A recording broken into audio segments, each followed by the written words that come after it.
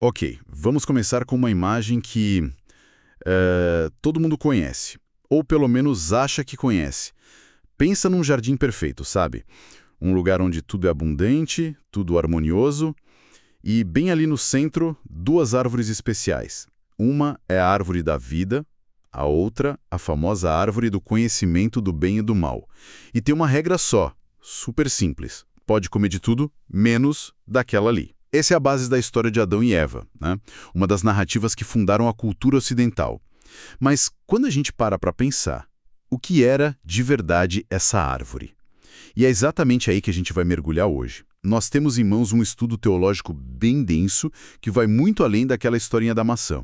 Nosso objetivo aqui é desvendar o simbolismo por trás dessa árvore, entender as consequências que são gigantescas da desobediência e por que esse relato lá do livro de Gênesis virou a pedra fundamental para conceitos como o pecado original e a necessidade de redenção no cristianismo. É uma história que parece simples, mas que fica incrivelmente complexa, fascinante, quando a gente olha de perto. E isso já nos joga direto na questão que vai guiar toda a nossa conversa. Essa árvore era uma espécie de armadilha divina? Ou era um teste de caráter? Ou, quem sabe, o maior símbolo da liberdade humana? A gente vai tentar entender o que significava, de fato, esse tal conhecimento do bem e do mal. E por que a decisão de buscá-lo mudou o jogo para toda a humanidade, segundo a fonte. Certo, vamos começar a desembrulhar isso então. Primeiro, o cenário. A fonte descreve o Jardim do Éden não só como um lugar bonito, mas como um ecossistema perfeito de comunhão. Era o lugar onde a humanidade e o divino conviviam sem barreiras.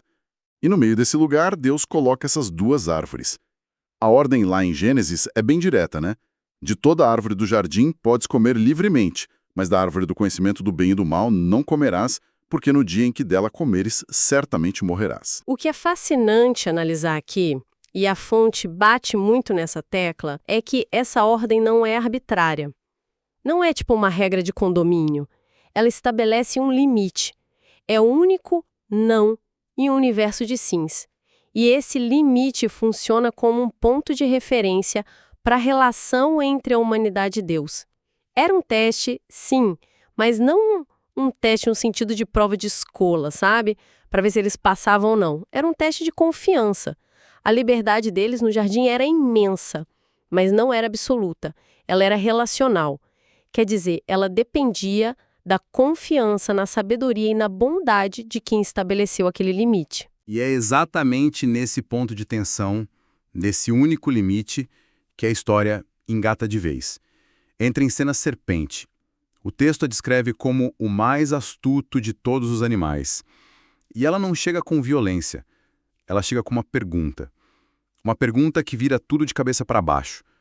Ela basicamente diz: é verdade que Deus disse para não comer de nenhuma árvore? Ela distorce a regra para começar a conversa.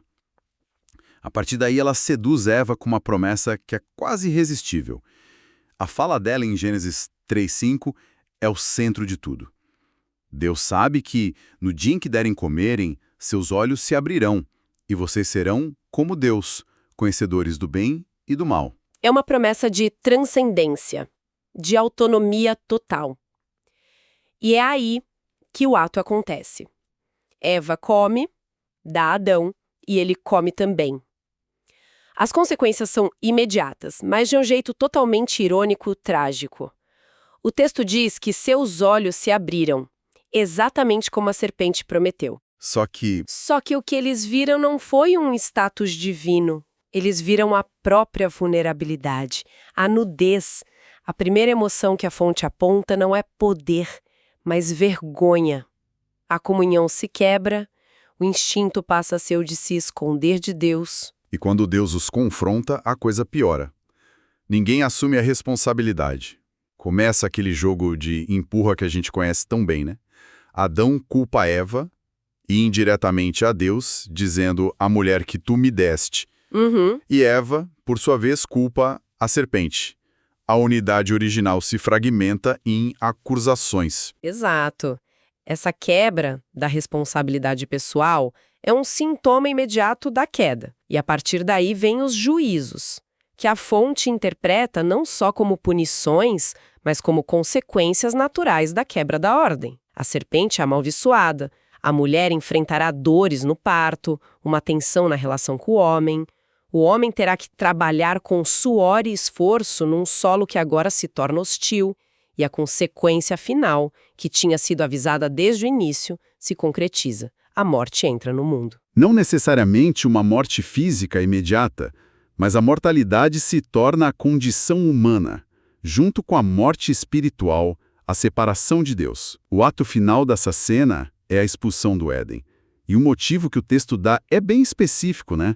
Não é só um vão embora daqui. De forma alguma. O motivo é crucial, e a fonte o destaca lá em Gênesis 3, versículos 22 a 24. A preocupação de Deus é impedir que eles, agora nesse estado de pecado, de separação, comam também da árvore da vida e vivam para sempre assim. A expulsão, nesse sentido teológico, é quase um ato de misericórdia. É para evitar a eternização de uma existência fraturada. Mas, claro, o resultado é a separação. Aquele acesso direto a Deus, a harmonia do jardim, tudo isso se perde. É o marco zero da fratura na relação que toda a narrativa bíblica depois vai tentar resolver. Isso me leva a uma pergunta que ficou martelando aqui. Que tipo de conhecimento era esse, afinal? A gente tende a pensar em conhecimento como, sei lá, informação, QI. Era só saber a diferença entre o bem e o mal, como a gente ensina para uma criança? A fonte teológica mergulha fundo nisso. E essa é talvez a parte mais importante da análise. A palavra hebraica original para conhecimento aqui é dat. E dat no hebraico bíblico não é um conhecimento intelectual, abstrato, de livro. É um conhecimento experiencial, íntimo. A Bíblia usa a mesma palavra para descrever a relação sexual, por exemplo. Adão conheceu Eva e ela concebeu. Então não se tratava de aprender uma lista de regras morais. Era sobre experimentar o mal na própria pele. Certo. Então não é sobre ficar mais inteligente, é sobre sentir algo novo. E como a teologia interpreta isso na prática? A fonte apresenta duas grandes interpretações, que na verdade se complementam. A primeira é exatamente essa, a do conhecimento experiencial. Antes de comerem o fruto, Adão e Eva conheciam o mal como uma possibilidade teórica, uma proibição. Eles viviam imersos no bem, na harmonia, na confiança. Ao desobedecer, eles não ganharam uma nova habilidade intelectual. Eles passaram a conhecer o mal por tê-lo praticado. Sentiram a culpa, a vergonha, o medo, a desconfiança. É como a diferença entre ler sobre o luto num livro e perder alguém que se ama. Faz todo sentido. E a segunda interpretação? A segunda é a da autonomia moral. A ideia aqui é que o que eles buscaram e, de certa forma, alcançaram foi a capacidade de definir por si mesmos o que é bom e o que é mal, de forma autônoma, independente de Deus. Antes, Deus era a fonte e o padrão da moralidade. O bem era o que estava alinhado com ele.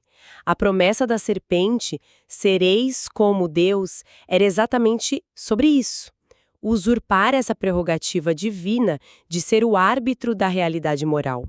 Foi um ato de rebelião para estabelecer seus próprios padrões.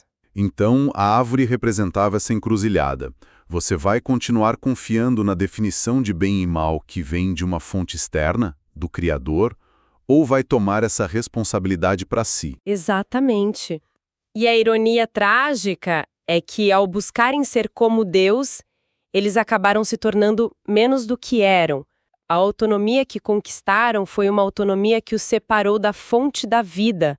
O conhecimento que adquiriram foi distorcido pela própria desobediência. Eles passaram a ver o mundo não mais pela ótica da confiança, mas pela do medo e da autoproteção. Ok, mas aí vem a pergunta de $1 milhão, que a fonte com certeza aborda. Por que Deus colocaria essa árvore lá para começo de conversa? Sabendo da natureza humana, não parece um pouco uma armadilha? Uma falha no projeto? A fonte teológica oferece uma resposta centrada no conceito de livre-arbítrio. A principal explicação é que a árvore não era uma armadilha, mas um ponto focal para uma obediência voluntária. Deus não queria robôs programados para amá-lo. Ele criou seres capazes de escolher, e para que a escolha pelo amor pela confiança e pela obediência tivesse algum significado real, a opção de não amar, não confiar e não obedecer precisava existir. Ou seja, sem a possibilidade de dizer não, o sim não vale nada. Precisamente, o sim se tornaria uma imposição, não uma entrega. A árvore, então, se torna o símbolo do que a fonte chama de dignidade da escolha. A liberdade é arriscada, sem dúvida. Ela abre a porta para a tragédia. Mas sem ela, não haveria possibilidade de um amor genuíno. A existência da árvore era o que dava dignidade e valor à obediência de Adão e Eva. Obedecer, nesse contexto, seria a maior prova de confiança. A declaração de que eles acreditavam que a vida plena estava dentro dos limites estabelecidos por um Criador bom. É importante, então, a gente reforçar a diferença entre as duas árvores centrais, porque às vezes elas se confundem. De um lado, a árvore da vida, que a fonte associa à imortalidade, à comunhão contínua com Deus. Do outro lado, a árvore do conhecimento, que era sobre essa escolha moral. O acesso à vida eterna estava condicionado à confiança, representada pela obediência em relação à segunda árvore. Isso. E a perda do acesso à árvore da vida foi a consequência direta da escolha que eles fizeram em relação à árvore do conhecimento. A humanidade, agora num estado de rebelião e separação, não poderia ter acesso à imortalidade. Seria, como a gente viu, a eternização do sofrimento. Certo. Então temos essa quebra de confiança, essa separação, essa experiência do mal. E isso não ficou só no jardim, né? A fonte mostra como esse evento vira a pedra fundamental de toda uma teologia. É aqui que entra a ideia de pecado original. Exato. Na teologia cristã, especialmente a partir dos escritos do apóstolo Paulo, o ato de Adão e Eva não é visto como um erro isolado de um casal. É interpretado como um evento que afetou a própria natureza humana. A fonte cita Romanos 5, 12, que diz: Assim como por um só homem entrou o pecado no mundo, e pelo pecado a morte, assim também a morte passou a todos os homens, porque todos pecaram. O que isso quer dizer na prática? Que todos nós herdamos a culpa deles? Não necessariamente a culpa, mas a consequência. A doutrina do pecado original, como a fonte explica, sustenta que a natureza humana foi corrompida. Nascemos agora com uma propensão, uma inclinação para o egoísmo, para a desconfiança, para o pecado. A harmonia original foi quebrada, e agora há um conflito interno em cada ser humano. Essa condição de separação de Deus é vista como o estado padrão da humanidade após a queda. O pecado não é só algo que a gente faz, é uma condição em que a gente nasce. E essa ideia teve um impacto gigantesco no pensamento ocidental, muito além da igreja, certo? Em filosofia, em política. Sem dúvida. A noção de que o ser humano não é inerentemente bom ou neutro, mas carrega uma falha fundamental, moldou leis, sistemas de governo que prevêem freios e contrapesos e filosofias que lidam com a condição trágica da existência humana. A ideia de que precisamos de salvação, de uma força externa para nos consertar, seja ela divina ou secular, tem raízes profundas nessa interpretação do Gênesis. E se a humanidade está nesse estado de separação e é incapaz de se consertar sozinha, isso cria o cenário perfeito para a mensagem central do cristianismo, que é a graça, a intervenção divina. É a peça final do quebra-cabeça teológico. A queda estabelece o problema. A condição humana marcada pelo pecado e pela morte é o dilema. A graça divina manifestada em Cristo é apresentada como a solução. E aqui a fonte destaca uma simetria poética e poderosa. A narrativa começa com uma árvore no jardim, onde um ato de desobediência de um homem traz separação e morte. E ela culmina em outra árvore, a cruz, onde um ato de obediência de outro homem, Cristo, oferece reconciliação e vida. Então a história inteira é um arco, da árvore da desobediência para a árvore da obediência. Exatamente. Paulo, de novo em Romanos 5, faz essa comparação direta. Assim como pela desobediência de um só homem, muitos se tornaram pecadores, assim também, por meio da obediência de um só, muitos se tornarão justos. A história da queda, portanto, não é o fim da história.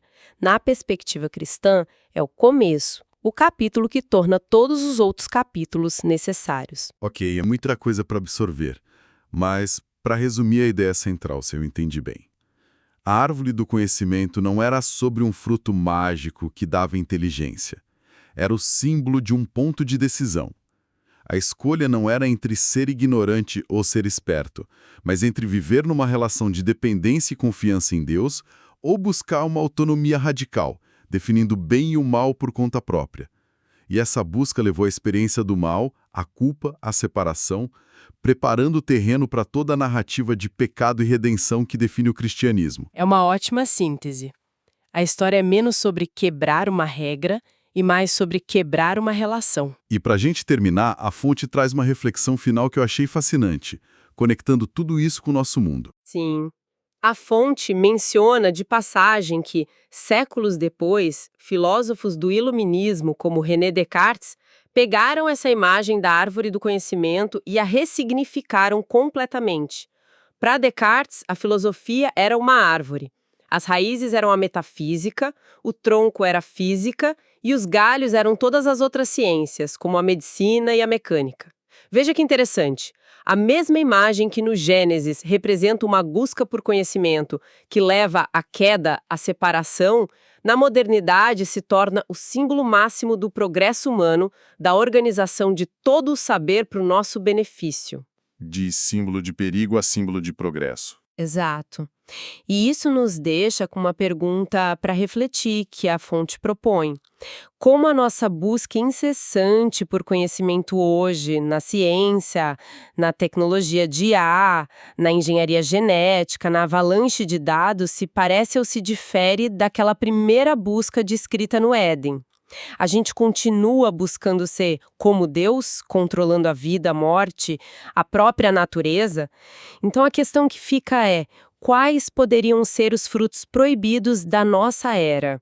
Quais são os conhecimentos ou os poderes que, se buscados, sem sabedoria, sem limites éticos, sem humildade, correm o risco de, mais uma vez, nos separar uns dos outros e daquilo que nos torna verdadeiramente humanos?